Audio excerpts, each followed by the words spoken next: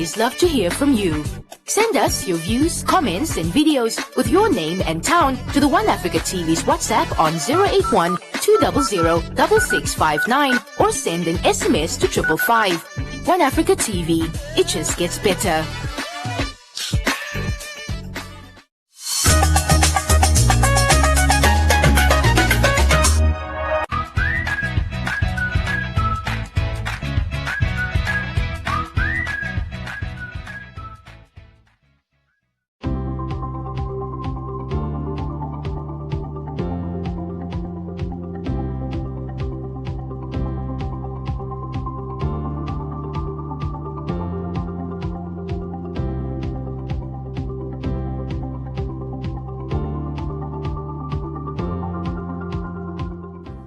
We start then with price elasticity of supply. If we look at the definition of this, we will see that we can say that the price elasticity of supply measure the responsiveness of supply to a change in price. So if I must explain this, I say if the price change, then what will happen to the supply? So you must also keep in mind what is the rules of supply. We have said if the price increase, the supplier will try to supply more. If the price decrease, the supplier will try to supply less. And that is to maximize his profits. Okay, then you can also see how it is calculated. It's the percentage change in the quantity supply divided by the percentage change in the price. I will show you, you can see there on the PowerPoint how you calculate this percentage change in price, because they can give you the percentage change or they can tell you that the price changed from $10 to $15, and then you must calculate the percentage change in price. Or they tell you the quantity demand change from 2,000 to 3,000, and then you must calculate the percentage change in the supply. Okay, and again here, if your answer is more than one, this is a very elastic product. It means that it responds by a higher percentage than the price have changed. So if the price increase with 10%, the farmer will supply, say, 12% more of this product. And if the answer is less than one, then in this case, it is a very inelastic product where it comes to supply. If the price increase, although that the farmer want to, he can't supply more because it takes a while until the vegetables is ready to put on the market. And then you also get, if the answer is equal to one, you can also call it unit elasticity.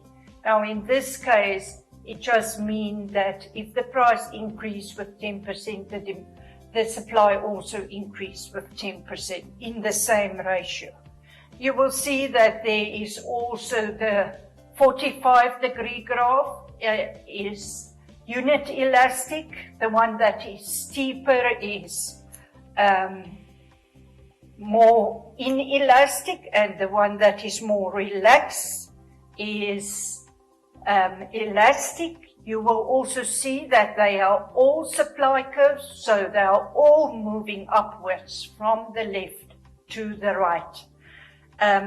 It is important to also realize in some cases the price elasticity of supply show a totally vertical graph, because in that case it is like the soccer stadium I have discussed. In that case there's only 60,000 seats, so they can only take 60,000 people, and it doesn't matter what the price is, the supply will stay vertical. It will stay exactly at 60,000. So that is examples of different graphs for price elasticity of supply. So your next slide show you the effect of what affect the elasticity of supply. Why is some products more elastic and others less elastic? Okay, the first point is excess capacity.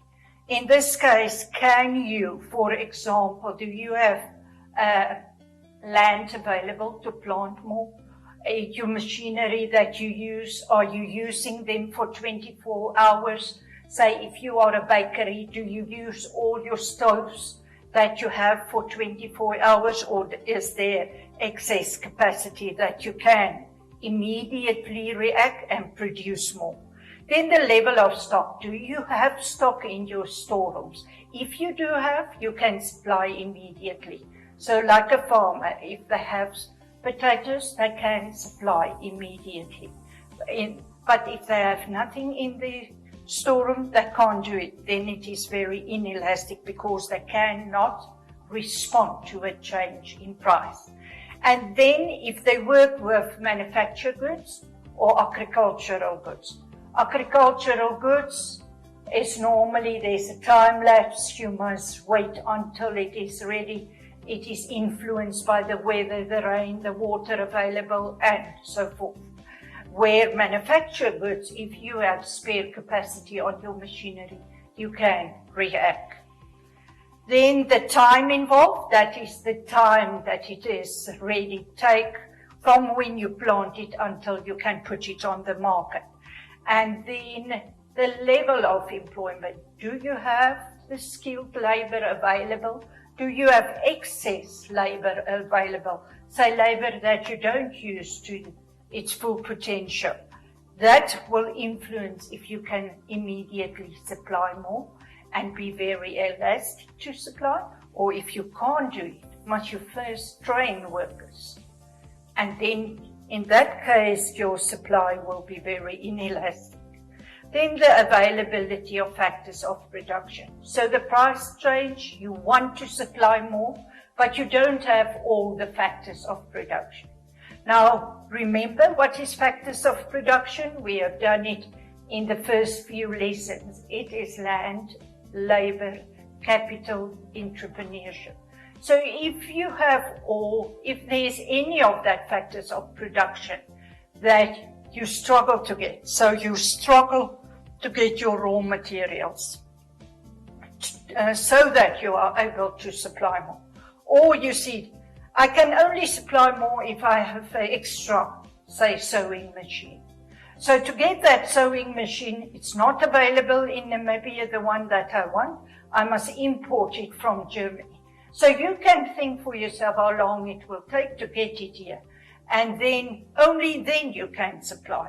So if that is the case, you will also be very inelastic when it comes to supply because you can't react very quickly. Okay, what we will do for the rest of this PowerPoint is that we will take certain situations and certain products and discuss the elasticity of demand and supply for these products, that you can learn from this how to answer questions like that.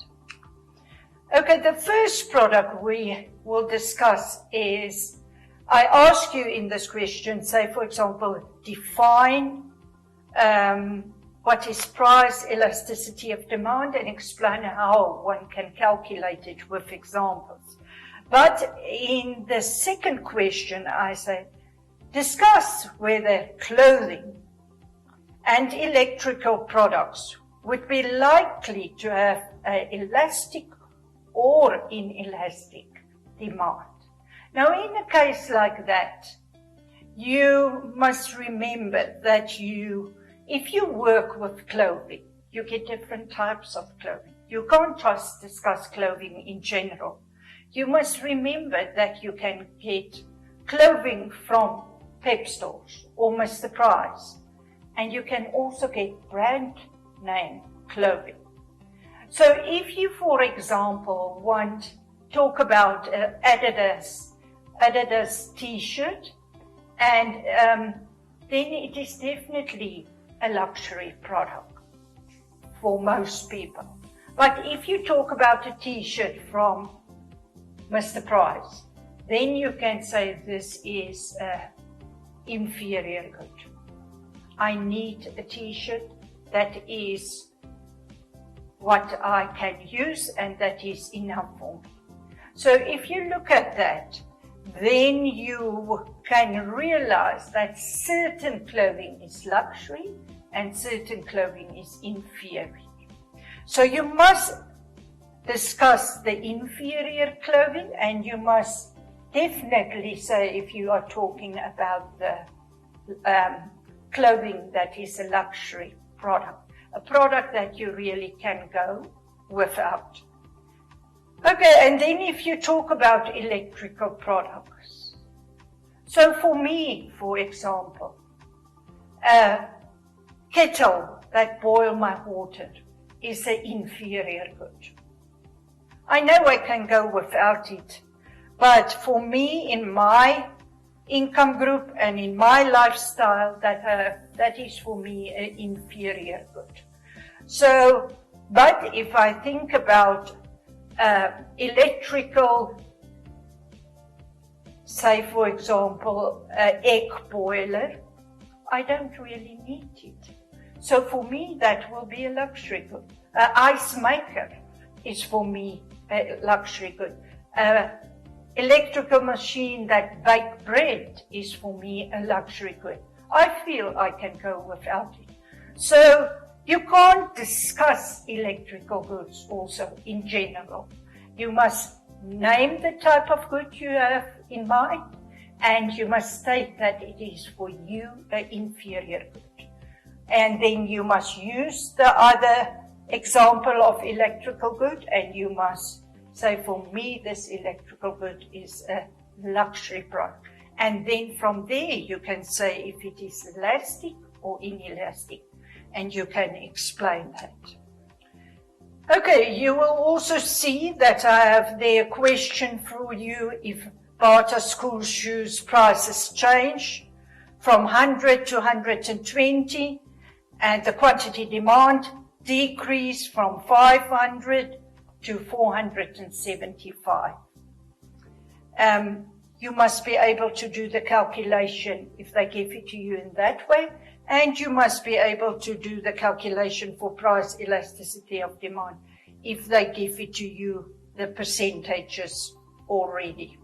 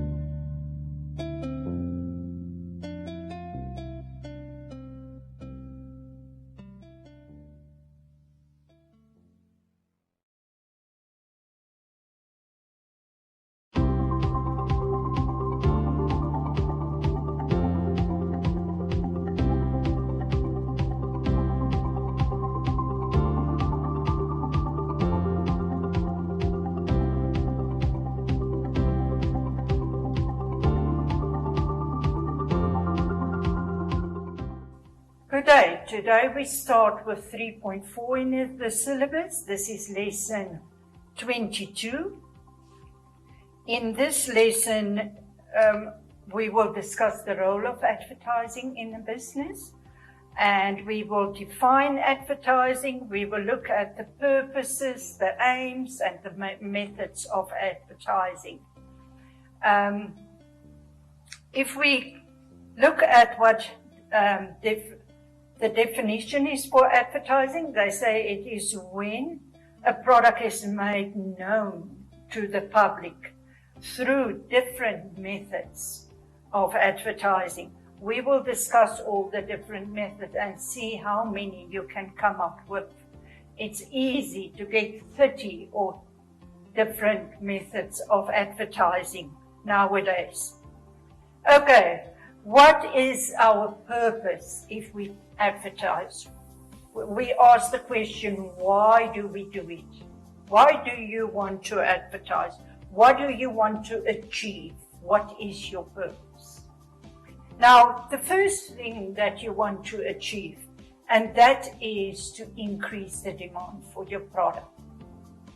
If you can achieve that, then you are already halfway.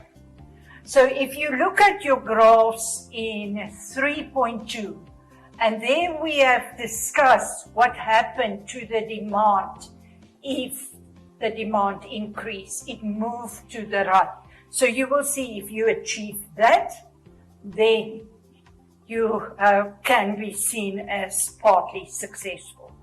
And then if your advertising achieve that your product become more inelastic, what that means is that they can increase the price, but people will still demand the product. So in the case for me, they can increase the price. I will still buy, for example, Sunlight Liquid, because I think that I can't go without it. I think this is the best product on the market. I think that you only use a little bit to clean your dishes. So in the case like that, they have achieved it with me, that they can change the price of that product and I still buy that product. So if you advertise and you achieve these two aims, then you can say, okay, this was a successful advertising campaign. My demand has increased and my product have become more inelastic, or the demand for my product is more inelastic, more steep. And that means I can change the price, people, or increase the price, people will still buy it.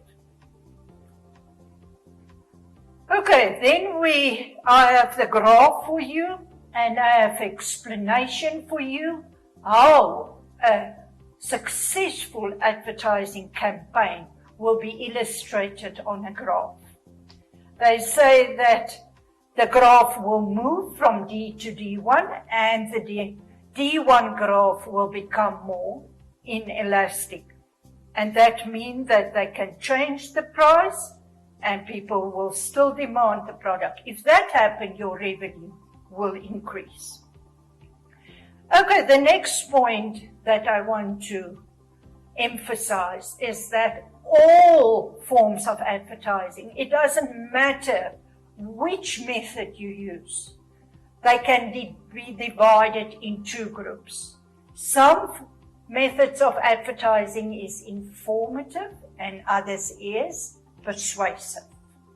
So you can divide your advertising in either one group or the other group, or sometimes they combine it. But advertising will be informative normally if they bring a new product on the market. Like I have said in the previous lesson, if Namibia Dairies bring in a new flavor of Oshikandela, or Namibia Breweries bring in a new product which they call Rattler or Lemon Rattler, and then that product, they want to use informative advertising in the beginning to let all their clients and their new customers know that they have a new product on the market and what this product is about. Persuasive advertising is advertising that is frequently given to you. It's in your face. You hear it on the radio over and over. You see it on the TV over and over. If you open the newspaper, it is there. They tell you actually, or they try to convince you that you can't go without this product. And that is how they persuade you to buy the product. Okay, I have group work for you. You can bring any type of TV advertisement or a news on a memory stick or a magazine advertisement or a newspaper advertisement or a radio advertisement, and then your group can divide it into informative and persuasive advertising and explain why you think this form of advertising is persuasive and why it is informative. Okay, let us play a game now, and all of you in the class sit two together and you make a list of different forms of advertising and try to get in 10 minutes 20 different forms of advertising. You will see on the board or on the PowerPoint that we have examples of a few forms of advertising. You may have lots of other examples. We can add it and then we can make a very extensive list of these forms or of different forms of advertising. Now you will ask the question, why do I need to know this? They can ask you in an exam or in a test, they can ask you, what forms of advertising will be the most efficient for MTC to use? So you must first know what type of firm MTC is. Then you must know who is the clients of MTC. If you know that, then you will be able to know how to advertise the product to them. Do they really need read newspapers? So is it worthwhile to put an advertisement in a newspaper? Do all of them have TVs or do all of them have radios? How do I get the news to them or the advertisement? How do I inform them about, say, a new package that I offer to clients? Do they all have data? Can I do it online? Can it be social media or website or on the internet, the advertisements? It depends if your clients use the computer every day and if they get access to social media. If they don't, there's no need for you to advertise on that different methods of, or make use of that different methods of advertising. So you must first understand your business and then you must understand your clients. And then you must make suggestions why you think this is the best method. So say for example we have MTC. We know that most of their clients is the Namibian population, that most of their clients love to go to sport events or watch sport events on TV. So that's why MTC sponsors sport events. Because if you go watch on TV a soccer event or a cricket event, then you will see they wear the clothes which are branded with MTC. They have MTC advertisements on the side of the field, on boards. So lots of people see then these different forms of advertisements. Okay, and then I have here group work for you. They say you must choose a Namibian business and decide which form of advertising will be the best and give your reasons. So if you then I have discussed now MTC, but if you, for example, take the bank as Bank Windhoek, or you take Pasta Pulana, or you take Windhoek Tafellager, then discuss what you think is the 3 best forms of advertising that they can use and give reasons why you think that. Now, what is the advantages for advertising And what is the disadvantages? The advantages is that you get, they inform you about new products on the market. And then secondly, you tell the clients why your product is better than your competitors. So like they say, it's important for firms that produce similar products like banks. You remember we have talked about monopolistic competitive markets. For them it is important to advertise, to tell why their product is better. And then it helps to pay events. So if you have a big market or you have a soccer event where all the teams in the country take part in, then if NTC sponsor it, it helps you to pay for this event, to get all the players there, to pay their transport, to pay their clothes, to pay their accommodation and their food. Now, what is the disadvantages of advertising? It can be very expensive, and that is a disadvantage because they say that big companies like Coca-Cola don't really need to advertise. They already have the biggest market share. So they only need to advertise if they bring a new product on the market. But according to us, we feel they don't need to advertise, but they do advertise. They use expensive forms of advertising. And then we can say this is a disadvantage because they can rather spend that money on, say, building schools in developing countries and supporting the schools with, say, internet or computers or training and so forth, rather than spend it on advertising which is not really needed. Then the second point, it can sometimes be misleading. You may think if you use this aftershave or if you use this product that you immediately, the girls will be attracted to you. So that is not really true, but it seemed like that on the advertisement, TV advertisements. Okay, and then if they advertise products like alcohol or cigarettes, these type of products is harmful. So advertising can sometimes also be harmful. Not only misleading and not only expensive, and then it can also cause that we overspend. We spend on products that we don't really need.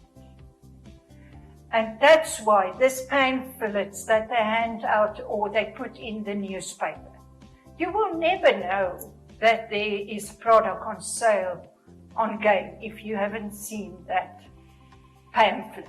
And suddenly you think, oh, but I always wanted an ice maker. So now the ice maker is $100 less.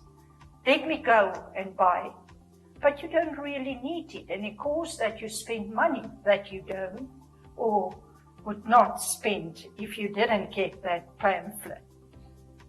Okay, and then they say that the results can be sometimes dissatisfied, and they say, for example, that they think that you will get a holiday, or it will be like a holiday on an island, and you spend on that, and it's not really what they told you. When you come there, it is not really as the pictures show it, and so forth. And then the last point, which can be a disadvantage, is that big firms like Namibia Breweries, if they spend so much on advertising, it's very